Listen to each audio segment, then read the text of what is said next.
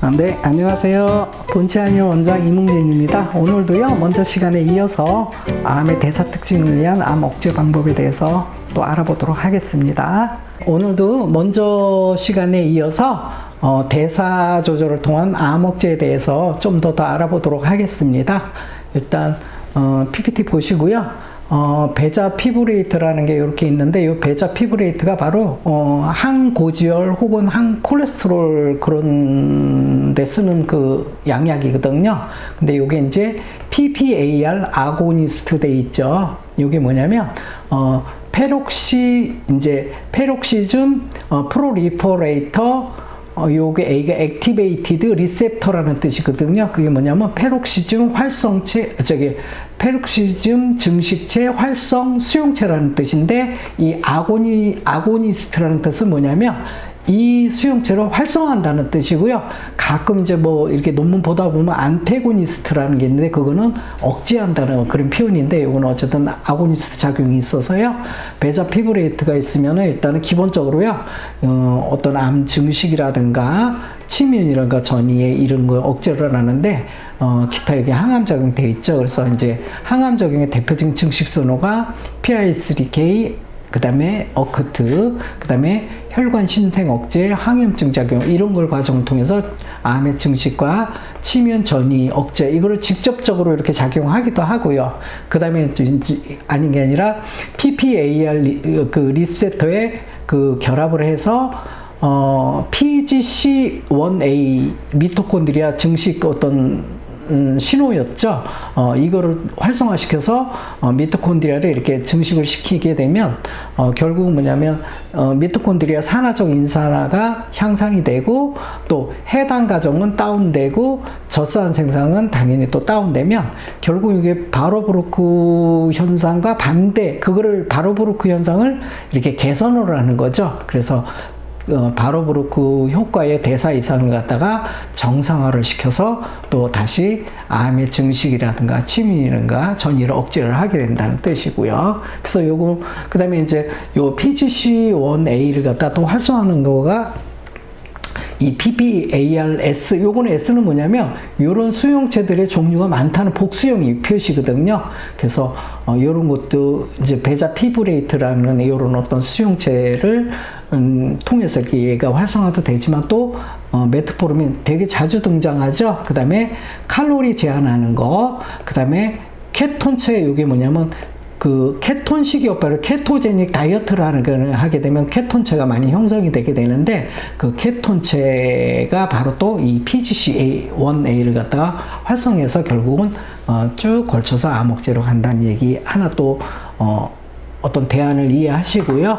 그 다음에 이제 또 두 번째로는 요거 이제 요거 많이 좀 나왔던 그림인데, 어쨌든 요렇습니다. 산화 스트레스가 되면 에너지 저하가 되고, 그 다음에 이제 메트포르민이라든가 또 레스베라토롤, 뭐 포도 껍질이라든가 적포도주에 많이 들어가 있다 그러죠.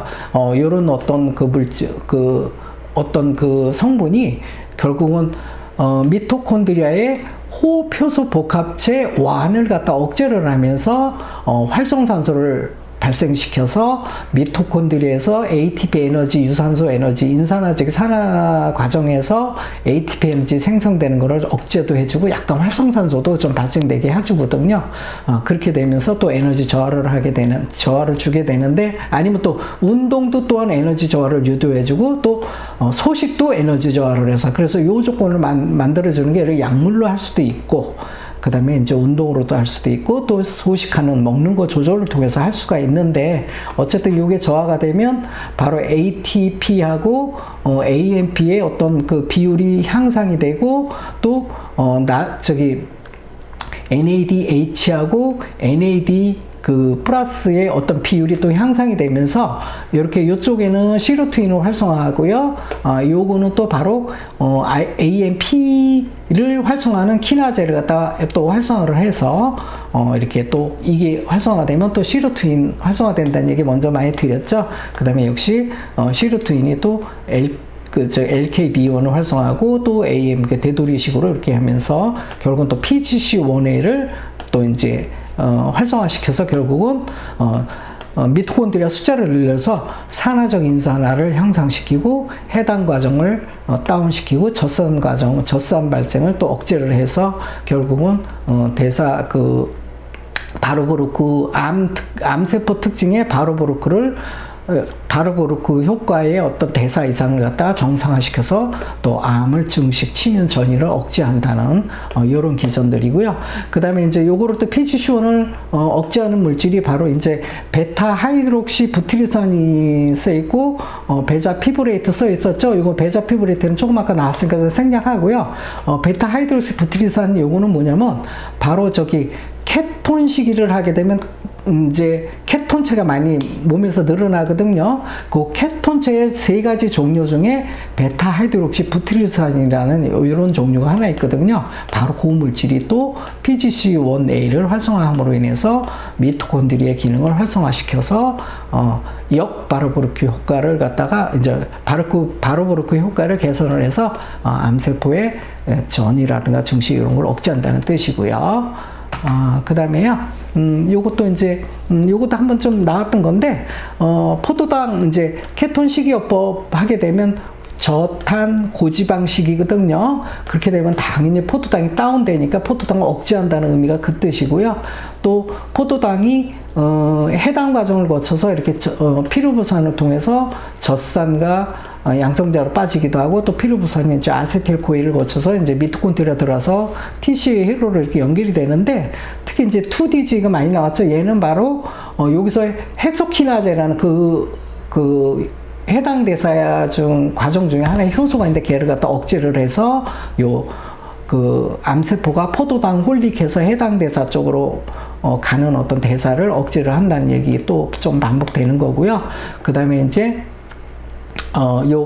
여기 보면 디클로로아세트 DCA라는 거 있었죠. 이 DCA가 바로 또 그 피루부산 탈수소 효소 키나제를 억제를 해서 피루부산 탈수소 효소로 또 억제를 하게 되면 이쪽으로 가는 거를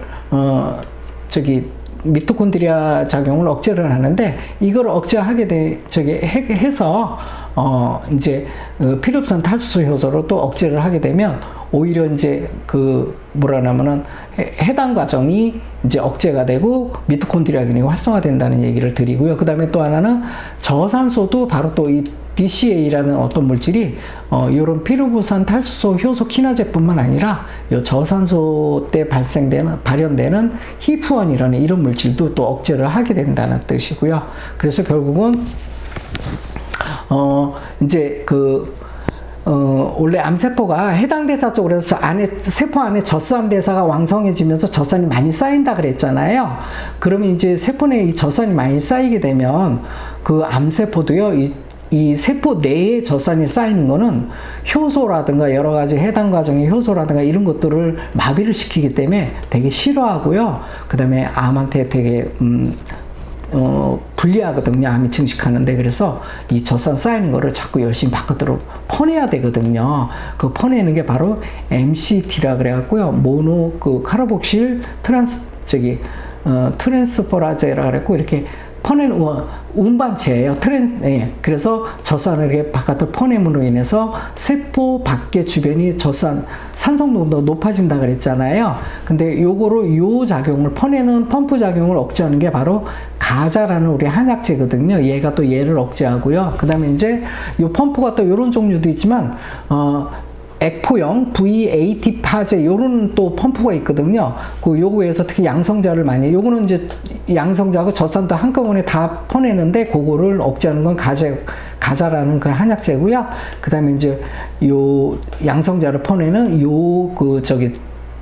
수송체를 갖다가 채널이죠. 요 채널을 막는 거는 바로 이제 중탄산 나트륨인데 이게 뭐냐면 베이킹 소다 있죠. 중조닌 그런 성분이 요거를 갖다가 또 이렇게 억제를 하고요. 그 다음에 이제 또 하나는 프로톤 펌프 억제제라는 게 있는데 이게 뭐냐면 왜 우리 위산가다 이렇게 생겼을 때 제산제 쓰는 거 있죠? 그 약성분이 바로 프로톤 펌프를 억제하는 약제거든요.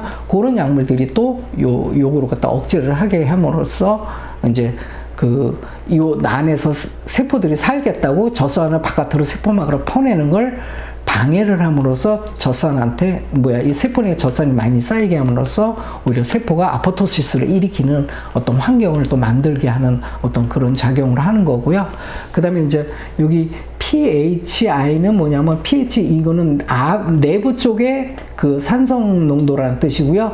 PE는 저기 바깥쪽에 세포 막 바깥쪽에 그 산성 농도라는 뜻이거든요. 그래서 얘네들이 이 안에 산성이 자꾸 산성도가 높아지면 위험하기 때문에 자꾸 퍼내고 그러다 보니까 이제 바깥에가 산성도가 높아지는 그래서 산성 물질이 이쪽으로 많이 세포막에 산성화가 많이 형성이 된다 그랬잖아요. 그리고 또 하나는 이 CAIX라는 어떤 그 탈탄산 효소인데 얘가 뭐냐면 세포 벽에 있는 얘는 효소를 또 어떤 효소냐면 이 바로 젖산 산성 농도를 완화시키는 그런 효소거든요. 그 다음에 또 세포 질에도 또 CA2라는 어떤 요런 또 효소가 그러니까 세포 막에는 얘가 있고 세포 속에는 또 얘가 있으면서 얘 나름대로 그러니까 젖산을 갖다 그 산성도를 낮추기 위해서 퍼내기도 양성자하고 젖산을 퍼내기도 하고 또 이제 이렇게 그 산성도를 낮춰주는 그것도 효소들이 또 효소를 방출을 해서 또 카바를 하고 나름대로 자기네들이 그렇게 전략을 짜고 있다는 뜻인데요. 근데 이제 CAIX를 막는 거, 그러니까 젖산을 완화시키는 효소의 기능을 억제하는 게 바로 아세타졸 아마이드라는 거고요. 그 다음에 세리콜릭스라는 그 약제가 또 그런 양약이 그런 작용을 하고요. 요 두 가지 또 CA2도 이렇게 억제함으로 인해서 결국은 암세포의 어떤 세포 내에 젖산 산성화를 시켜서 암세포를 죽이는 방법이거든요. 그렇게 이렇게 대사 조절 그런 대사 특징을 위해서 암을 갖다 억제할 수 있는 하나의 또 예라는 뜻이고요. 네. 그 다음에 이제 올트랜스 레티노이산 분화요법 이렇게 돼 있죠. 요거는 주로 이제 암 줄기세포에 대한 얘기인데요. 저번에도 얘기했지만 SH가 뭐냐면 소닉 해치오고 신호거든요. 근데 요 해치오고가 PICH1이라는 거를 이제 활성화시키면서 SMO라는 신호 전달 경로를 또 활성화시키고 또 GLI를 GLI를 갖다가 활성화시켜서 전사로 활성화하거든요. 근데 이게 바로 암 줄기세포 증식 신호 경로거든요. 그래서 그걸 해치오고 경로라 그래요. 근데 이 해치오고 경로들이 암에서 제일 암이 재발 전이하고 항암제 그다음에 방사선 치료에 불응하는 게 뭐냐면 전부 이 암 줄기세포 때문에 그랬다 그랬죠. 그래서 암 줄기세포를 촉진하는 신호 경로를 억제하는 거는 정말 중요한 의미가 있거든요. 근데 이제 이런 경로를 억제하는 것 중에서 기존에 이제 개발됐던 그 약물 중에서 이트라코나졸이라는 게 있거든요. 이트라코나졸이라는 약물이 있고요. 이게 항진균제라는 약제거든. 원래 항진균을 목적으로 썼던 약제거든요. 그 다음에 이제 메벤다졸 아시는 구충제, 사랑구충제, 알벤다졸, 메벤다졸, 그 다음에 비타민 D3도 바로 줄기세포로 간 거를 막아서 줄기세포 분화를 유도하는 거고요. 그 다음에 니트록솔린이라는 요거는 항생제거든요. 요런 약제들이 또 해치오고 경로를 억제를 해서 암 줄기세포로 역분화되는 것을 반대로 분화시켜서 암세포라든가 정상세포 쪽으로 이렇게 유도해 간다는 그런 작용이고요. 그 다음에 여기 보면 또 증식 자극에 의해서 수용체가 이렇게 되면 대표적인 특히 IGF-1이라든가 인슐린 수용체라든가 이런 걸 통해서 PI3K니 AKT니 mTORC1이 증식 신호가 많이 있었잖아요. 근데 얘네들이 자꾸 활성화되면 결국은 암줄기 세포를 갖다 유지를 하게끔 만들거든요. 그래서 이런 것들을 또 주변에서 라스 신호라는 거, 라스, 라프 이런 신호들이 있거든요. 얘가 또 결국은 PIC 이렇게 또 활성화하고 또 LAC라든가 CDC42 이런 어떤 신호 전달을 또 활성화해서 결국은 PAK1이라는 걸 또 활성화하게 되면 얘가 또 복합적으로 에크트로 활성화하고 결국은 mTOR로 활성화해서 결국 줄기세포 쪽으로 유도가 되는 거잖아요. 근데 바로 요 신호를 갖다 억제하는 게 이베맥틴이라는 건데 이것도 바로 우리 장의 회충약이 강아지 구충제입니다. 요게 요 메벤다졸은 사람이 주로 먹던 구충제고요. 요거는 동물 구충제인가 아마 그럴 거예요. 그래서 PAK1이 있고 그다음에 이제 또 비타민 D3라든가 아까 얘기했던 베자민 피브레이트라는 요런 것들 요런 것들이 결국은 이베맥틴이 이 PKA2를 완을 갖다가 억제를 해서 또 암줄기 세포화를 또 막고 분화를 유도한다는 거 하고요. 그 다음에 이제 비타민 D하고 베자 피브레이트가 또 올 트랜스레티노이산 요게 ATRA 요게 뭐냐면요.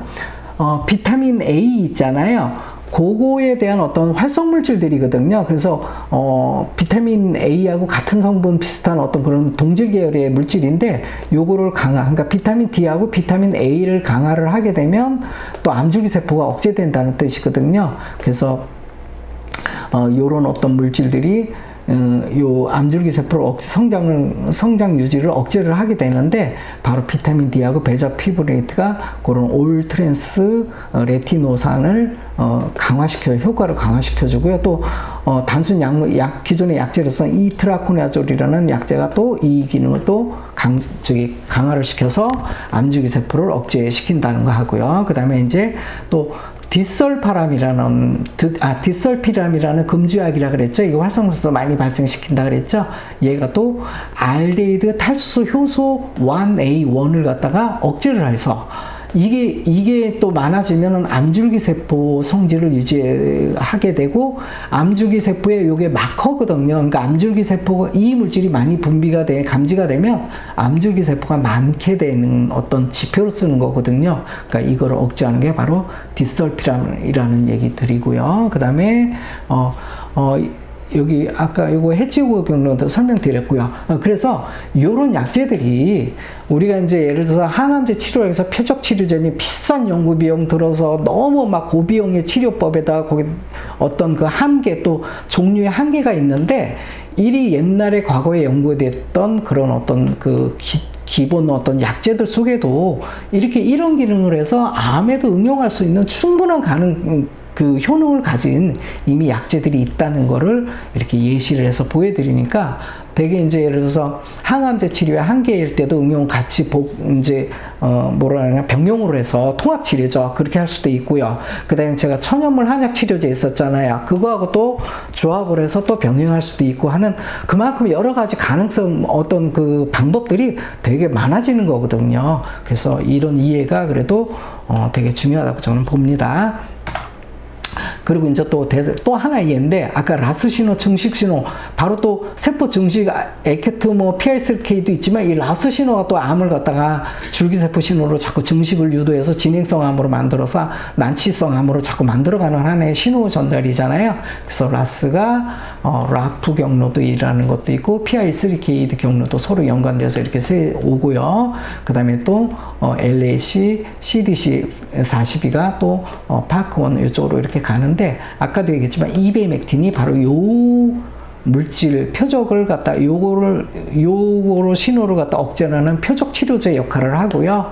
그 다음에 또 이제 윈트 신호도 이게 또 하나의 줄기세포 신호, 암 줄기세포를 만드는 대표적인 증식 신호거든요. 그래서 윈트 베타카테닌과 해서 줄기세포에서 세포 증식 이런 걸로 가는데 이베맥틴이 또 요 과정도 커버한다는 얘기하고요. 그 다음에 라프가 맥으로 가고 어크로 가서 또 세포 증식으로 가는데 요런 것들 신호가 경로도 있고, 그 다음에 또 이 PAK1이 되게 이제 여러 가지 관계를 많이 한다는 얘기죠. 이쪽으로도 가고 이쪽으로 활성화되고 이쪽으로도 활성화시키고 또 혈관 신생도 활성화시키고 또 LAMK라는 어떤 이런 것도 활성화시켜서 세포의 어떤 운동, 위동 이런 거에도 관여를 하게 되는데, 결국은 그 다음에 또 PI3K, 에커트는 또 세포 생존에도 관여해서 결국은 이런 세포 증식, 혈관 신생, 그 다음에 세포 운동, 이동, 그 다음에 생존 이런 걸 하면서 결국은 암세포의 증식과 전이가 항진이 되는 거거든요.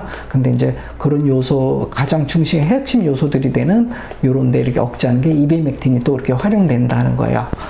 이렇게 이해하시고요. 그 다음에 이제 또 이베맥틴의 암줄기 세포의 또 다른 측면이죠. 요거는 뭐냐면 IL6라는 대표적인 염증 신호라 그랬잖아요.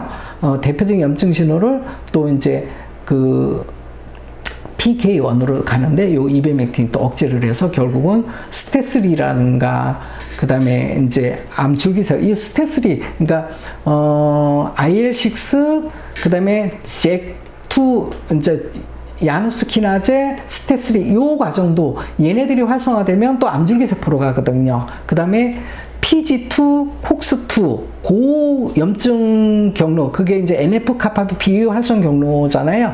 그 다음에 TGF-베타, 그런 것들이 또 암 줄기세포로 넘어가게 하는 전부 그런 신호 경로들이거든요. 그래서 대표적인 게 이제 보통 NF-카파비를 통한 그 NF-카파비 활성 경로가 있고요.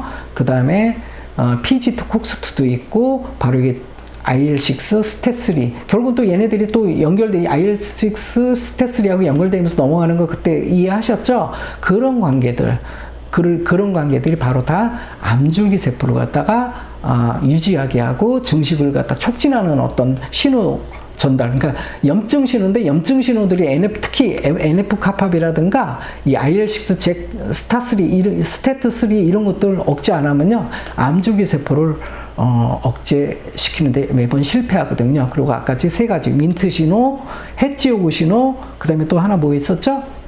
그것들 세 가지. 그래서 그런 한 6개 종류가 대표적으로 암줄기 세포 쪽으로 넘어가 상황을 자꾸 몰아가는 중요한 신호들이거든요. 그래서 암 치료할 때 이 암줄기 세포에 대한 어떤 해법을 얼마나 전략적으로 성공적으로 짜느냐에 따라 그 암 치료는 성공하느냐 실패하느냐가 관건이 달려 있는 거거든요. 그래서 이런 이해 좀 참고하시고요. 그 다음에 이제 대사주를 또 하나의 또 암 억제인데, 요거는 많이 나왔던 건데, 어쨌든, 보통 염증세포가 이렇게 이제 활성화되면, 염증세포에서 IL6, 인터루킨 6를 또 이렇게, 분비를 하거든요. 그러면 IL6 수용체가 또 이렇게 활성화되고 연결이 되고요. 그 다음에 이제 증식인자, 성장인자가 또 염증세포로 또 이렇게 나오게 되면서 수용체를 또 하면, 아까도 얘기했지만, PAS 계속 요것도 계속 나오죠. 요거하고 요게 이제 스테3 야누스키나제 계속 요거 나오는 거. 이런 것들 염증과 증식 바로 그런 것들이 결국 암을 악화시키고 악성암으로 만들고 줄기세포를 이끄는 과정들이겠죠. 요거 조금 근데 볼게요. 요게 라파마이신 요게 돼 있는 게 뭐냐면 요거 엠토로시1 있잖아요. 요거를 타겟팅해서 요거를 억제해주는 라파마이신 약물이거든요. 요게 뭐냐면 왜 우리 장기 이식들 하고 그러면은 내 몸 밖에 남의 것들이 들어오다 보면 왜 내 몸하고 그 장기하고 막 면역 전쟁을 일으키잖아요. 그 면역 전쟁을 좀 이렇게 눌러주는 그런 면역 억제제 약물이거든요. 근데 요게 또 엠토로시안이라는 그 암세포 증식 신호를 억제를 하게 돼요. 근데 요거는 보통 이제 피아스리카 에케트에서 활성화되죠. 그래서 이제 이렇게 억제를 하게 되는데, 어쨌든 근데 엠토로시안은 이렇거든요. S3K라는 거를 활성화시켜서 결국은 얘가 엠토로시안이 히프원을 갖다 활성화시키는데 바로 S6K를 활성화시켜서 결국은 바로브로크 효과를 촉진시키는 저산소 유도인자 히프원을 활성화시켜서 저산소로 가서 바로브로크 효과 쪽으로 가면서 이제 암을 갖다가 또 이렇게 저산소 응답 배열에 결합함으로 인해서 여러 가지 그 해당 촉진, 그 다음에 인산화작용, 미토콘드리아의 그 유산소 대사는 억제해서 전부 암의 대사 특징으로 간다는 걸 쪽으로 대표적으로 유도해 가는 게 바로 얘잖아요. 그런 건데, 이 바로 VHL, 히펠린다우라는 어떤 이 물질이 있는데, 얘가, 히프원하고 이렇게 결합을 하게 되면, 26S라는 단백질로 바뀌면서요, 이게 히프원을 분해를 시켜버리거든요. 그러면 이쪽으로 가서 암을 저산소 쪽 이쪽으로 가서 암의 어떤 그 바로브로크 효과를 차단을 하겠죠. 그렇게 하는 방법을 바로 또 프로테아즘에서 분해한다. 요런, 그러니까 요게 히프원을 결합을 얘가 해주게 되면 얘 통째로 다 분해가 돼버리거든요. 그러면 히프원이 발현됐던 게 없어지니까 결국 이쪽 신호를 자극을 못하게 되잖아요. 그런 원리로 또 암을 억제하는 방식인데, 그거를 강조해 준 게 뭐냐면 멜라토닌이라는 우리 수면 호르몬이 있죠. 그런 것도 그런 작용을 해주고, 또 베자 피브레이트가 바로 그런 작용을 해준다는 거. 그렇게 이해하시면 될 것 같고요. 밑에 사항들은 뭐 많이 얘기했으니까 넘어갈게요. 그 다음에 이제 보통 이제 췌장암이 이게 되게 좀 초기에 발견이 잘 안 되고 힘든 암 중인데 암인데 특히 이제 췌장암이요 대표적인 염증성 암이라 그래요. 그래서 이 염증성 암 억제를 또 염증을 억제하는 방식을 통해서 이제 췌장암을 억제하고 뭐 췌장암뿐만 아니라 모든 암을 갖다 어차피 암이라는 건 전부 염증의 지속적인 염증과 염증의 프로그램 속에서 자가 프로그램 속에 사는 애들이기 때문에 이 염증을 컨트롤한다는 건 정말 중요하거든요. 그래서 염증에 대한 이해 기전이 되게 중요한 거거든요. 그래서 이제 췌장 성상세포를 염증이 생겨서 이제 췌장암이 되는데 이거를 이제 요 세포를 억제하는 게 바로 아까 비타민 D하고 레티노이드 이게 비타민 A의 전구 물질이거든요. 그래서 야채 속에 많죠. 토마토라든가 뭐 녹황색 야채 이런데 그래서 비타민 D는 이제 햇빛 많이 쏘이고 그러면 또 있고 또 버섯 종류 무슨 있죠. 송이버섯 뭐죠? 그런 그 표고버섯 뭐 이런 데도 많죠. 햇빛 쏘이게 해서. 그래서 이거는 광합성을 통해서 합성하면 되고요. 레티노이드 물론 이제 또 부족하면 또 보충도 해야 되겠죠. 그다음 레티노이드는 바로 비타민 A의 전구물질이라는 거. 결국은 비타민 D와 비타민 A가 이렇게 암을 갖다가 염증성 암이라든가 줄기세포성 암을 갖다 분화시키고 억제하는데 되게 중요한 물질이라는 뜻이고요. 그게 바로 야채라든가 녹황색 야채 뭐 이런 데도 많이 있잖아요. 그만큼 우리가 친환경적으로 먹거리를 한다는 게 그런 것 자체가 바로 이 암이라든가 이런 것들을 갖다 여러 가지 기전에 의해서 암을 갖다 억제하는 기본 어떤 식단이 될 수 있다는 거. 그래서 녹즙이니 뭐 이런 것들이 암 걸린 분도 꼭 그거 먹어라, 야채 많이 먹어라 하는 얘기들이 바로 그 얘기들의 기본에 뭐 이거 하나뿐만 아니라 여러 가지 몇 개가 있어요. 나중에 그것도 한번 종합들 해보시면 재밌을 거예요.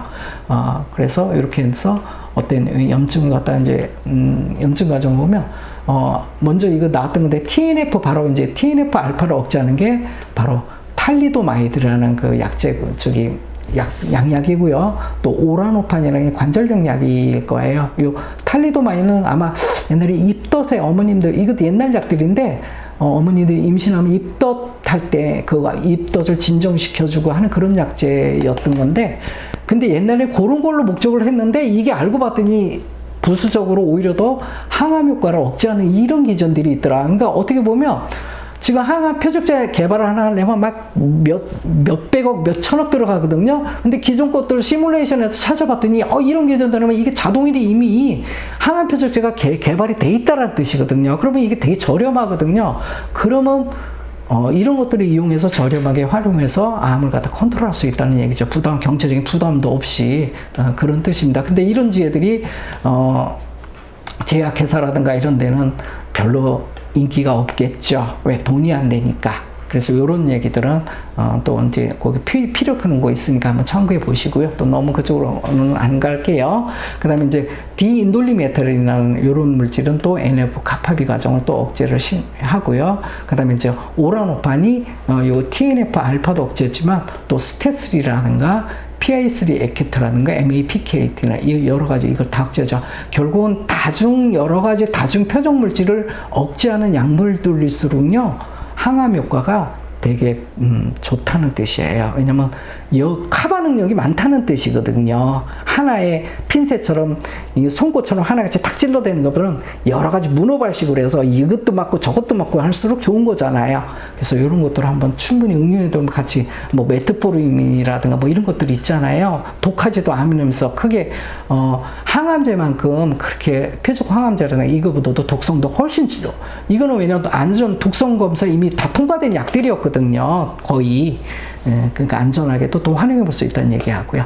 그리고 이제 콕스피지트 염증 경로, NF 카파비 요거는 의존성, 요거는 비의존성, 요거를 억제하는 게 또 셀레콕시브라는 게 있고요. 그 다음에 이제 시클로포스파마이드, 요거는 뭐냐 파미드라는 거, 요거는 진짜 화학 항암 세포 독성 화학 항암제 성분이거든요. 그래서 완전히 그냥 세포 증식 전이 아포토시 저항성 혈관 신생도 하는데 대신에 요거는 독성도 많다는 거예요.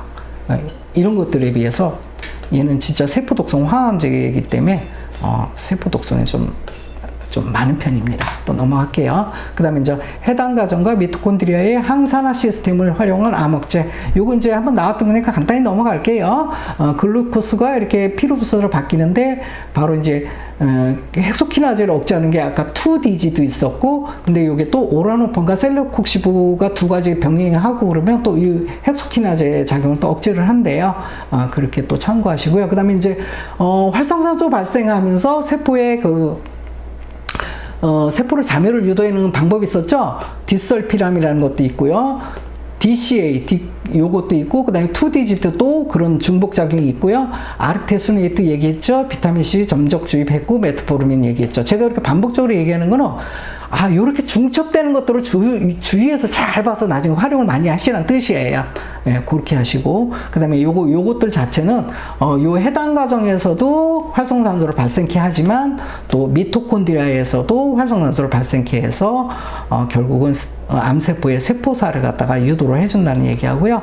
그 다음에 이제, 산화적 인사상 호흡사슬을 억제해서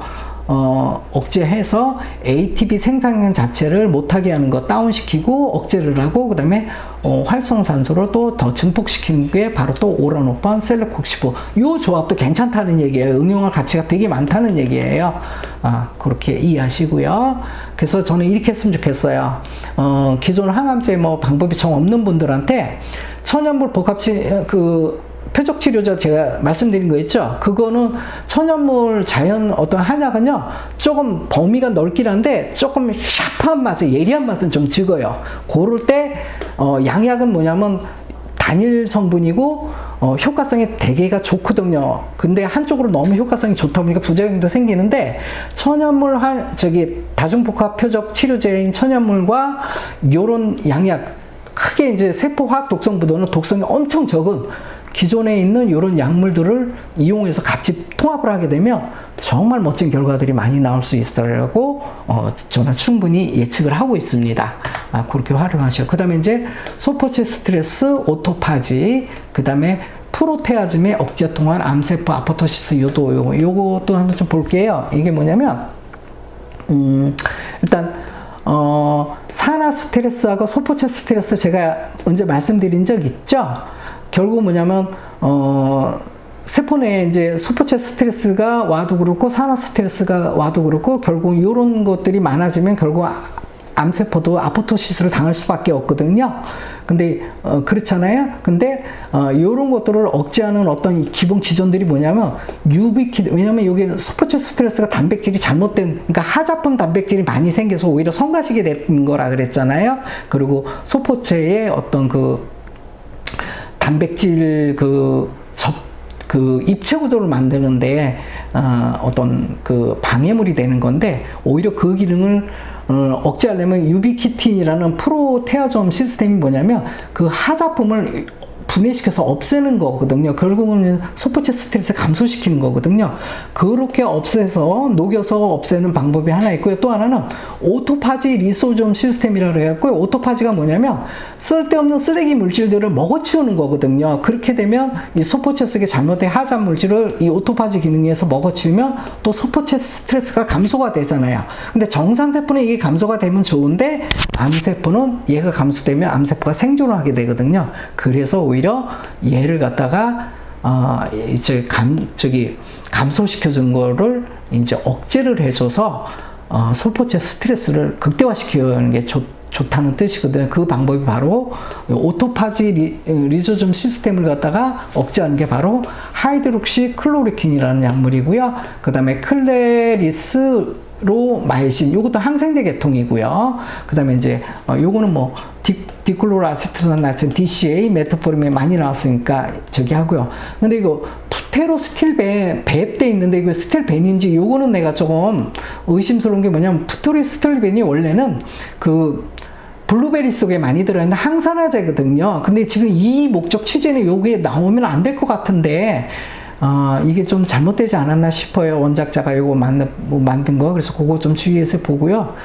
그 다음에 이제 또 유비키틴 프로테아점 시스템을 이제 억제하는 게 디설파람, 오라노판. 되게 자주 등장하죠. 여기서 자꾸 반복되고 등장하는 것들은 활용할 가치가 정말 높다는 겁니다. 예, 그렇게 해서 넘어가도록 할게요. 그 다음에 이제 마지막인데, 또 마찬가지로 오토파지 프로테아점 이 억제를 암 억제인데, 그래서 이제 암세포가 유전자 이상, 영양 기아, 저산소 염증 이런 세포였잖아요. 그러다 보니까 이상 단백질이라든가 미접합 단백질이 이렇게 많이 늘어날 수가 있는데, 그렇게 되면 아까도 얘기했지만 소포체 스트레스가 많이 느는 거잖아요. 무거워지는 건데, 그렇게 되면 이제 하나의 뭐냐면 단백질이, 이상한 단백질이 많아지는 거는 뭐냐면 프로테오 톡식이라 그랬고, 이 자체가 독성 물질이 돼버리는 거거든. 많이 쌓이게 되면 그 스트레스에 의한 세포, 원래 이게 많이 쌓이면 세포가 죽는 건데, 이제 요거를 촉진해주는 어떤 기전을 또 활용하는 거지. 그래서 2GG라든가 DCA라든가 메타포르민이라든가 이런 것들이 또 요런 이산화탄소, 미접합 이런 거를 활성화해서 결국은 또 이런 안 좋은 쓰레기들이 많게 해서 암세포 속에 쓰레기들이 너무 많이 늘어나게 해서 암세포를 죽게 하는 세포사죠. 그렇게 하는 거고, 또 하나는 자가 소화는, 요거는 포자인데 이게 포식작용 빠졌는 오토파지 있죠? 자기 소화 포식작용, 그게 바로 오토파지 작용인데, 그게 어디서 일어나냐면 리소솜에 의해서 수행이 되거든요. 근데 요게 바로 쓰레기를 많이 분해해서 없애나, 많이 먹어서 소화시켜서 없애나, 이렇게 되면 결국은 암한테 유리하거든요. 근데 그거를 리소솜에서 주로 많이 자가 소화, 이게 소화 요소거든요. 요거를 갖다 이 기능을 억제를 하는 게 바로 하이드로클로리퀸하고 또 요런 약제인데, 그 다음에 또 하나는 디설피린과 오라노판, 이런 것들을 활용해서 또 이런 기전도, 이런 과정의 측면도 이렇게 억제를 해서 암을 괴롭게 만들어서 죽게 만든다는 뜻입니다. 네. 지금까지 암의 어떤 대사 특징이라든가 또 대사 조절을 통해서 암을 억제하는 방법들을 좀 이런면 저런면 많이 살펴보았는데, 이런면 저런면이 많을 수밖에 없는 게요, 우리 인체라는 게 되게 복잡한 대사 과정을 통해서 단순하게 돌아가는 대사 과정이 아니다 보니까 암을 억제하는데 유리한 여러 가지 신호 경로들이 있는데, 그 신호 경로들을 억제하는 약물들이 각각들이 또 이렇게 존재를 하기 때문에, 그런 측면들 하나하나를 좀 어느 정도는 이해를 하고 있어야 나중에 응용의 묘미를 갖다가 발휘할 수 있고, 또 천연 항암물, 천연물 그 항암 다중 표적 치료제하고 또 조합을 하면서 좀 더 효율적으로 또 안전하면서도 저렴한 비용으로 암 치료를 갖다가 할 수 있는 어느 가능성의 길이 또 열리고 또 충분히 열려져 있거든요. 그래서 그렇게 이해하시라고 이렇게 좀 밝혀드리는 거니까, 조금 복잡하더라도 한 번에 다 이렇게 안 들어오더라도 보다 보면 중복되는 게 많고, 그렇기 때문에 또 윤곽이 또 잡힐 거예요. 네, 그렇게 이해하시기 바라고요. 요 구체적인 나오는 약물들에 대한 것들의 효능들을 내가 하나하나 다 설명드렸으면 좋았을지도 모르겠지만, 시간이 그러면 너무 오래 걸리고, 그래서 일단 저는 큰 그림을 갖다 안내하는데 주목적을 두고 있기 때문에 좀 더 자세한 어떤 구체적인 약물들의 어떤 이름과 효능에 대해서 좀 더 깊이 알고 싶으면요, 요새 인터넷 검색해보면 네이버에 검색하면 다 뜨니까 그걸 활용해서 좀 자가적으로 좀 충족을 하시기 바라고요. 그래요, 오늘 여기까지 하겠습니다.